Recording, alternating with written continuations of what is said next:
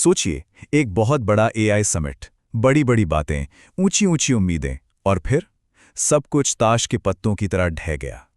ये कहानी है भारत की एआई महत्वाकांक्षाओं की, जो एक ऐसे मोड़ पर आ गईं जहां उम्मीद एक कड़वी हकीकत से जा टकराए। बचपन में हम सब ने वो कविता सुनी है ना, Humpty Dumpty sat on a wall. Delhi में हुए एआई इम्पैक्ट समिट की कहानी कुछ ऐसी ही है। ये समिट बड़े बड़े दावों और उम्मीदों के साथ शुरू तो हुआ, लेकिन पहले ही दिन कुछ ऐसा गिरा कि सारी कोशिशों के बावजूद इसे कोई संभाल ही नहीं पाया। तो सवाल यही है, भारत के सबसे बड़े एआई समिट में आखिर ऐसा क्या गलत हो गया? लेकिन रुकिए, ये सिर्फ एक इवेंट के फेल होने की कहानी नहीं है। ये तो बस एक सिम्टम है। चलिए जरा गहराई में उतरते हैं और देखते हैं कि पर्दे के पीछे असल में चल क्या रहा था। तो इस पूरी कहानी का सेंटर पॉइंट क्या था? एक यूनिवर्सिटी का स्टॉल जिसने रातों रात ऐसी सुर्खियां बटोरी कि समिट के सारे खोखले दावों की पोल खुल गई। तो पेश है सबूत नंबर 1। गलगोटियास यूनिवर्सिटी के स्टॉल पर दिखाया गया ये रोबोट डॉग।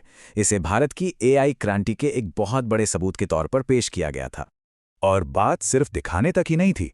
नेशनल टेलीविजन पर यूनिवर्सिटी की एक प्रोफेसर ने बड़े गर्व से ऐलान किया कि ये रोबोट डॉग गलगोटियास में ही बनाया गया है और उनकी यूनिवर्सिटी एआई में 350 करोड़ रुपए से ज्यादा का निवेश कर रही है। लेकिन असली कहानी कुछ और ही थी। ये रोबोट डॉग असल में चीन में बना एक कमर्शियल प्रोडक्ट था। मतलब बस उस पे गलगोटियास का लेबल चिपका दिया गया था। जो दिखाया जा रहा था और जो हकीकत थी, उसमें जमीन आसमान का फर्क था। और मजाक यहीं खत्म नहीं होता। सबूत नंबर 2 देखिए, थर्माकोल से बना एक ड्रोन जिस पर एक रबर बैंड लगा था। सच कहूं तो ये किसी ग्लोबल एआई समिट का हिस्सा कम और किसी चौथी क्लास का साइंस एक्सपेरिमेंट ज्यादा लग रहा था। देखिए कैसे ये पूरा तमाशा सिर्फ 3 दिनों में सिमट गया। पहले दिन प्रधानमंत्री के अचानक दौरे से केओस फैल गया। दूसरे दिन गलगोटियास के इस नकली इनोवेशन का पर्दाफाश हुआ। और तीसरे दिन जब सोशल मीडिया पर बवाल मचा तो गलगोटियास के पवेलियन की बिजली काटकर उसे बैरिकेड कर दिया गया। एक क्लासिक डैमेज कंट्रोल मूव। लेकिन असली कहानी तो अब शुरू होती है। देखिए, गलगोटियास का ये जो कांड है ना, ये कोई एक अकेला हादसा नहीं था। नहीं, ये तो बस उस गहरी बीमारी का एक लक्षण था जो हमारे एकेडमिक सिस्टम में फैल चुकी है। एक ऐसी संस्कृति जहां असल काम पर चाटुकारिता भारी पड़ती है। अब ये स्लाइड इस बात को बिल्कुल साफ कर देती है, सिस्टम कैसे काम करता है। जरा देखिए, एक तरफ जेएनयू और अशोका जैसी यूनिवर्सिटीज हैं जो अगर सवाल उठाएं तो उन्हें पुलिस एक्शन और एंटी नेशनल के टैग का सामना करना पड़ता है। वहीं दूसरी तरफ गलगोटियास जैसी संस्थाएं हैं जिन्हें सरकार की तारीफ करने पर बड़े बड़े समिट्स में स्पॉटलाइट और खुली एंट्री मिलती है। तो उस कल्चर की पहचान क्या क्या है? टॉप पदों पर राजनीतिक नियुक्तियां, क्वालिफिकेशन से ज्यादा पॉलिटिकल कनेक्शन की अहमियत, सवाल उठाने वाले छात्रों को चुप कराना और यूनिवर्सिटीज का ग्लोरिफाइड स्कूल्स में बदल जाना। यहां तक कि रिसर्च पेपर ऐसे विषयों पर आ जाते हैं कि थाली या घंटी की आवाज से कोरोना मर जाता है। सीरियसली? अब जरा इस तस्वीर को बड़े कैनवस पर देखते हैं, क्योंकि घर की ये जो नाकामियां है ना, ये ग्लोबल स्टेज पर हमारे लिए बहुत भारी पड़ सकती हैं। यहां एक बहुत जरूरी कॉन्सेप्ट आता है, एआई सॉवरेनिटी। इसका सीधा सा मतलब है किसी देश की अपने खुद के एआई मॉडल बनाने और कंट्रोल करने की क्षमता, ताकि वो अमेरिका या चीन जैसी विदेशी ताकतों के तकनीकी या राजनीतिक कंट्रोल से आजाद रह सके। और ये कोई हवाई बात नहीं है। इसी एआई समिट में अमेरिका के एक पूर्व व्हाइट हाउस सलाहकार ने यह चौंकाने वाली बात कह दी।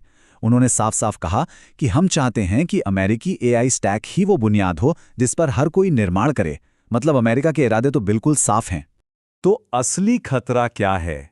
वो है एआई गुलामी का। एक ऐसे भविष्य का जहां भारत तकनीकी रूप से दूसरों पर इतना निर्भर हो जाए, ठीक वैसे ही जैसे वो कभी राजनीतिक रूप से एक कॉलोनी था। तो आज भारत एक चौराहे पे खड़ा है। सामने 2 रास्ते हैं और चुनाव हमें ही करना है। एक तरफ उम्मीद की कुछ किरणें हैं। सर्वम एआई जैसी भारतीय कंपनियां शुरू से अपने खुद के एआई मॉडल बना रही हैं जो 22 भारतीय भाषाओं को सपोर्ट करते हैं। लेकिन दूसरी तरफ बहुत बड़ी बाधाएं भी हैं। दिखावे को असल काम से ज्यादा तरजीह देने वाला कल्चर और रिसर्च में बेहद कम निवेश। आप जरा ये नंबर देखिए, 0.65%।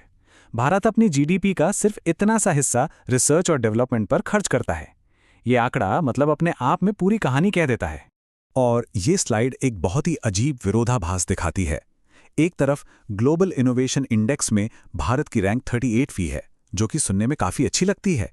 लेकिन जब बात आती है यूनिवर्सिटी और इंडस्ट्री के बीच असली रिसर्च सहयोग की, तो हमारी रैंक गिरकर 86 भी हो जाती है। बहुत ही खराब। तो ऐसा क्यों है? क्योंकि सिस्टम को गेम किया जा रहा है। मतलब हजारों की संख्या में पेटेंट फाइल कर दो, रैंकिंग्स बढ़ जाएगी, लेकिन उन पेटेंट से असल दुनिया में कोई खास टेक्नोलॉजी नहीं बन रही है। तो आखिर में सवाल बस यही है, दिखावा या इनोवेशन? भारत कौन सा रास्ता चुनेगा? क्योंकि एआई की इस रेस में देश का भविष्य इसी एक सवाल के जवाब पर टिका है।